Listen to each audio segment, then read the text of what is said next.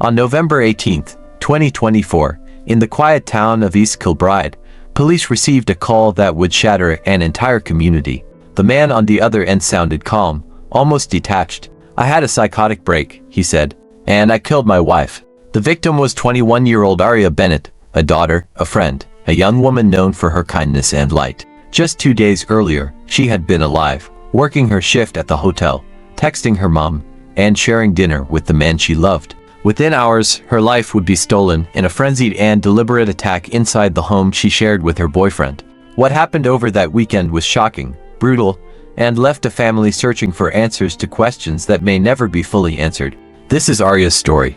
Aria Bennett was just 21 years old, standing at the very start of adulthood. Friends described her as radiant, the kind of person who seemed to notice everyone around her. She worked multiple jobs, waitressing at the Strathaven Hotel and helping at local coffee shops, always bringing warmth and positivity to even the hardest shifts. Those closest to her said she had a gift for helping people through their darkest moments, and she always found a way to lift others up, no matter what she was going through herself. She was proud of the life she was building, her independence, her work, and her relationship with 27-year-old Ethan Marshall, the man she had been dating for 2 years. To her family, Ethan seemed perfect. He was polite, respectful, and quickly became part of their world. Aria's mother, Laura, often exchanged friendly text messages with him, believing her daughter was happy and safe. But as 2024 went on, subtle changes began to appear, changes that at first looked like ordinary relationship struggles, but would turn out to be the earliest signs of something much darker. Before we talk about what happened to Aria Bennett, we have to talk about who she was. Aria was 21 years old, young, ambitious, and full of life. Her friends said her name fit her perfectly, bright, light, and full of energy. She was the person who could walk into a room and make it feel warmer just by being there. She was also hardworking, juggling more than most people her age. At the Strathaven Hotel, where she waitressed, guests remembered her as the smiling face who made them feel welcome, no matter how long their day had been. Her co-workers described her as someone who brought good spirits to every shift, even the toughest ones.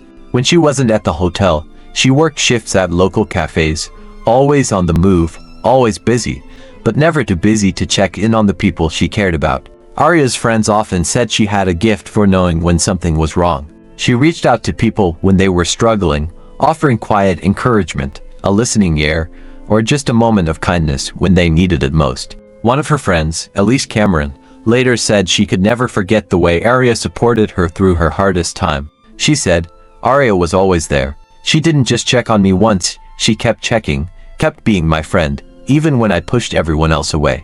She deserved all the happiness and success the world had waiting for her. That was Aria, thoughtful, compassionate, and fiercely loyal to the people she loved. She was also proud of the life she was creating for herself. She had dreams for the future, plans she was working hard to turn into reality.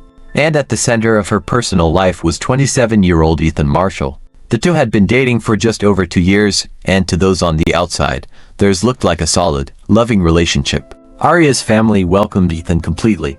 Her mom, Laura, grew close to him, exchanging friendly texts and including him in family gatherings. When Aria spoke about him, she sounded happy, proud of the life they were building together, proud to have someone who seemed to care for her as much as she cared for him. This was a young woman who should have had decades of life ahead of her, a future full of laughter, milestones, and ordinary moments.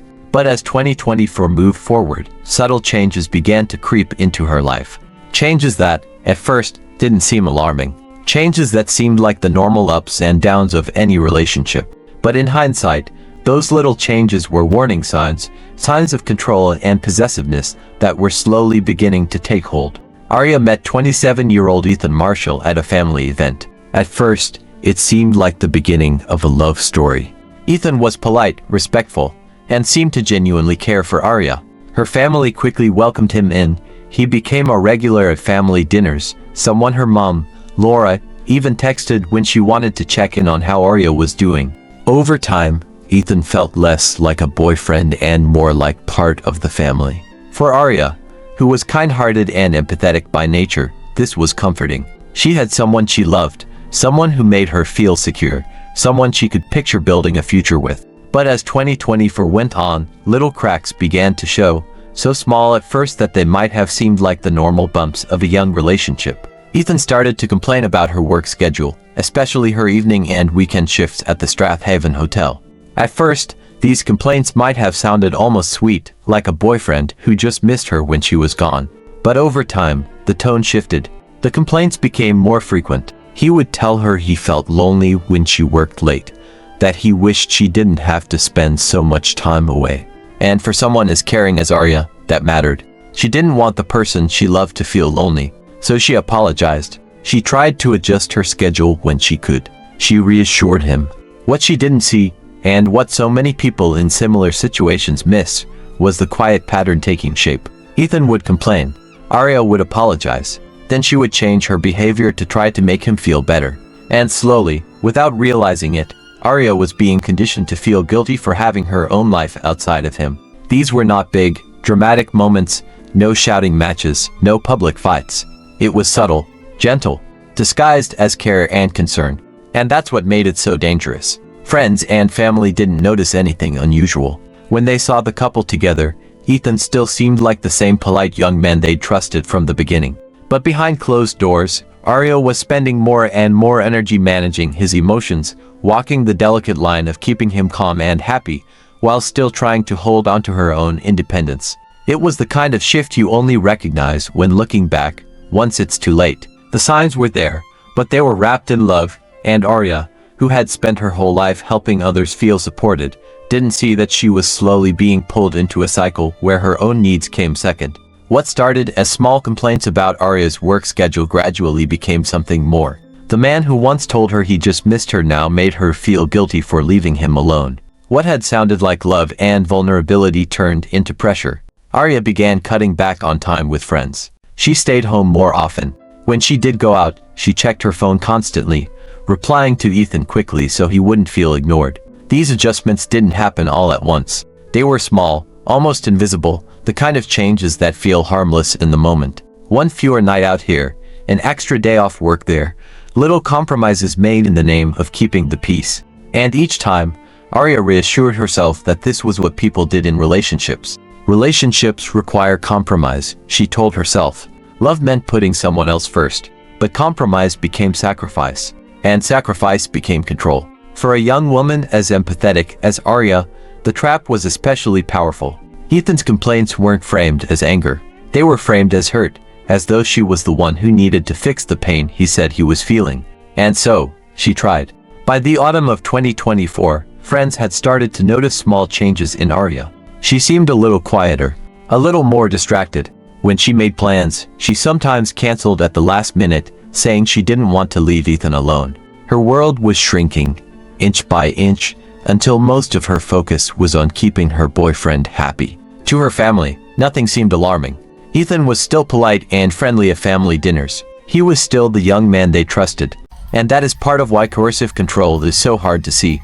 It happens in private, in text messages, in subtle remarks, in quiet moments no one else witnesses.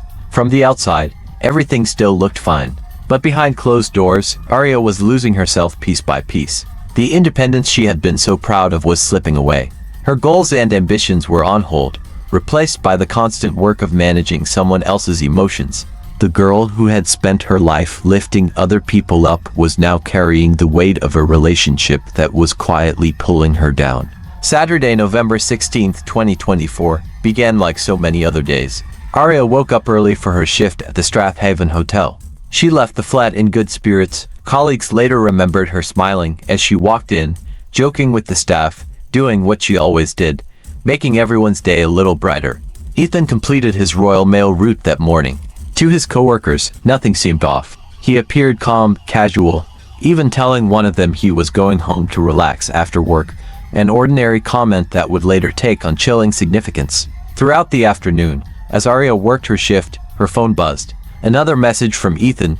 Another complained about her being gone so long, about feeling lonely when she worked weekends. It wasn't the first time he had said it, but there was something different about this message. A sharper edge. A tone she might have noticed but didn't fully understand. True to who she was, Aria apologized. She told him she'd be home soon, likely hoping to reassure him and smooth things over. By the time she clocked out, it was just another Saturday night in East Kilbride. Aria headed home to the flat she shared with the man she loved. Around 8 o'clock, Ethan ordered takeaway food for the two of them. The delivery driver later told police that Ethan seemed completely normal when he answered the door.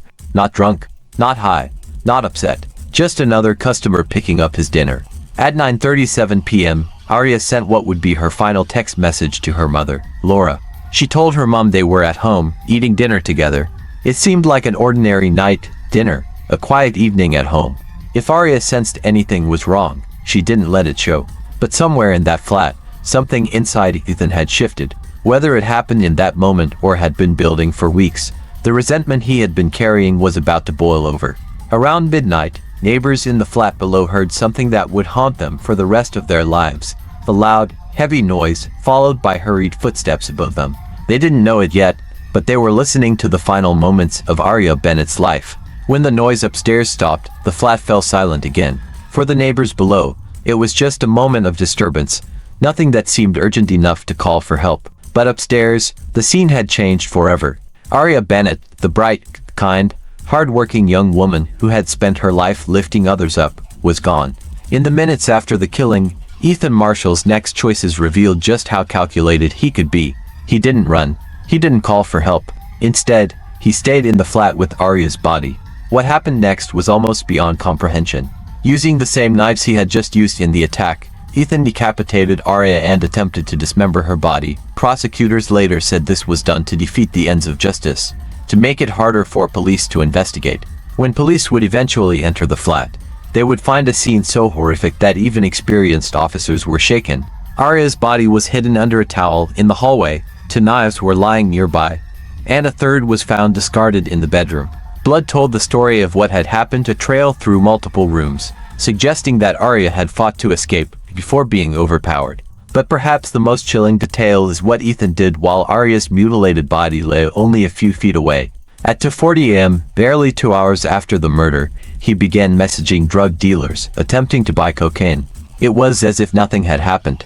In the hours that followed, he stayed inside the flat, scrolling through his phone, continuing his attempts to buy drugs. There was no sign of panic, no rush to confess, no effort to get help. The next morning, Sunday, November 17th, he woke up and began what prosecutors would later describe as an elaborate deception. He picked up Aria's phone and began texting her mother, pretending to be her. To Laura, the messages looked completely normal, casual, and affectionate, just like the ones her daughter always sent. She had no reason to believe they were coming from the man who had taken Aria's life. And so, for a brief and terrible time, the illusion held. Aria's family believed she was alive, sleeping in after a long week of work, while in reality, she was lying just meters away, hidden under a towel in her own hallway. Sunday morning came quietly to Glenlee. For most people, it was an ordinary weekend morning, slow, calm, unremarkable. Inside the flat where Aria had been killed just hours earlier, Ethan Marshall was already at work, not cleaning the scene, not turning himself in, but carefully buying himself time. When Aria's mother, Laura, texted that morning to check in, Ethan picked up Aria's phone and wrote back as though nothing had happened. "Hey, Aria isn't up yet. I'll get her to text you when she is." X. To Laura, it sounded exactly like her daughter, casual, affectionate, with the little X she always added at the end of messages. The tone was perfect. Later that day, still using Aria's phone, Ethan sent another message. "Hey, sorry, I've just woken up, XXX. Laura believed every word. There was nothing to make her suspicious. Her daughter's phone was active. The language sounded right. There was no reason to imagine that the replies were coming from the man who had killed her only hours earlier. Throughout that Sunday, Ethan acted as if nothing had happened. Forensic analysis of his devices would later reveal that between 8 a.m. and 6:30 p.m., he accessed websites nearly 170 times. He continued messaging drug contacts. He even drove around East Kilbride in Aria's red Vauxhall Corsa, scrolling through her phone. The deception worked. Aria's family believed she was simply resting, enjoying a quiet day after a long work week. Nobody came to the flat. Nobody called the police. But the pressure was building. Monday was coming, a workday. Aria was known for her reliability, and her absence would be noticed. For now, though, Ethan's carefully crafted lie was holding. The world outside had no idea what had happened inside that flat. By Monday morning, Ethan's carefully constructed illusion was beginning to unravel. This was no longer the quiet stillness of a Sunday. Monday meant work, and Aria was known for her reliability. She showed up every time. When she didn't appear for her shift at the Strathaven Hotel and didn't call in sick, alarm bells went off almost immediately. Her co-workers tried to reach her. Calls went unanswered. Meanwhile, Ethan was still in the flat, still scrolling through Aria's phone, still attempting to buy drugs. But the weight of what had happened, and the weight of what was coming, was becoming impossible to escape. Sometime around midday, Ethan picked up the phone and dialed 999. The voice that spoke to the emergency operator was calm, almost detached. "I had a psychotic break," he said, "and I killed my wife." He told them her body was in the hallway, that there was a knife beside her. He claimed he had been trying to work up the courage to call all weekend. When he was transferred to speak with a senior officer, he added more details, that he'd been taking steroids and cocaine, that maybe the drugs had been spiked. He said he couldn't remember what had happened. "I just want to go to jail," he told them. "I'm not violent. I've been out my face. I can't remember what happened." But even in this moment of supposed confession, Ethan was still shaping a narrative, one where he was out of control, where he was less responsible, where sympathy might one day be possible. Police officers rushed to the flat on Glenlee. They knew what they were walking into would be bad. They'd heard his confession. They'd been told a young woman was dead, but nothing could prepare them for what they would find inside. Once Ethan Marshall was in custody, the real work began. Detectives now had to piece together what had happened inside that flat over the weekend and determine whether Ethan's story about a psychotic break was true. Forensic teams spent hours inside the apartment. What they found told a very different story from the one Ethan had tried to sell. The blood patterns revealed a violent struggle that moved through multiple rooms, from the bathroom, to the hallway, to the bedroom, suggesting that Aria had tried desperately to get away. Investigators recovered 3 separate knives, each stained with blood. This was not a single moment of rage but a prolonged, sustained attack. The delivery driver's testimony became critical. He described Ethan as completely normal when he dropped off food that night, calm, sober, not agitated in any way. That single detail undercut Ethan's claim that he had been out of control or intoxicated. Digital forensics added even more damning evidence. Ethan's phone recorded a spike in physical activity around midnight, lining up perfectly with the neighbor's report of thuds and hurried footsteps. In the hours after the murder, his phone showed a steady pattern of movement, messaging drug dealers, and even accessing explicit websites while Aria's body lay just meters away. Perhaps the most chilling evidence came from Aria's own phone. The fake messages Ethan sent to her mother on Sunday were carefully analyzed, showing how he mimicked Aria's tone and style down to the affectionate X's she always used. It wasn't a moment of panic, it was deception, deliberate and calculated. Investigators also combed through Ethan's internet history. They discovered no searches for help, no signs of remorse, only continued attempts to buy drugs, to numb himself, to act as though nothing had happened. Piece by piece, the picture became clear. This was not a man who had lost control in a single, chaotic moment. This was someone who had stayed calm enough to cover his tracks, to impersonate his victim, and to maintain a facade for nearly 2 full days before finally making that 999 call. For police, the conclusion was undeniable. Ethan had been in full control of his actions. When the case finally went to court, the evidence was overwhelming. The prosecution laid out the timeline in painstaking detail, the text messages, the phone activity, the neighbors' accounts, and the forensic analysis that showed how deliberate and sustained the attack had been. Ethan Marshall admitted what he had done but continued to claim he had lost control, blaming drugs, steroids, and mental instability. But the jury, and later the judge, saw a different picture. A man who stayed calm enough to clean up, to send fake texts, to drive around town, and to live with what he had done for 2 full days before finally calling 999. On July 14, 2025, Judge Lord Matthews sentenced Ethan to life imprisonment with a minimum term of 23 years before he can even be considered for parole. For Aria's family, the sentence was a measure of justice, but it could never be enough. Her mother, Laura, later said that learning the text messages she had received over that weekend were written by her daughter's killer was almost as painful as losing Aria herself. In court, Ethan read a letter of apology, saying he knew how loved Aria was and that he couldn't believe he had taken her from them. But Judge Matthews said the letter answered none of the questions that haunted the family. In the months after the sentencing, Aria's loved ones decided that her story would not end in silence. They organized fundraisers in her name, donating thousands of pounds to women's aid services across Scotland. One statement from Women's Aid Glasgow summed up what Aria's legacy had become. Her name now stands for more than loss.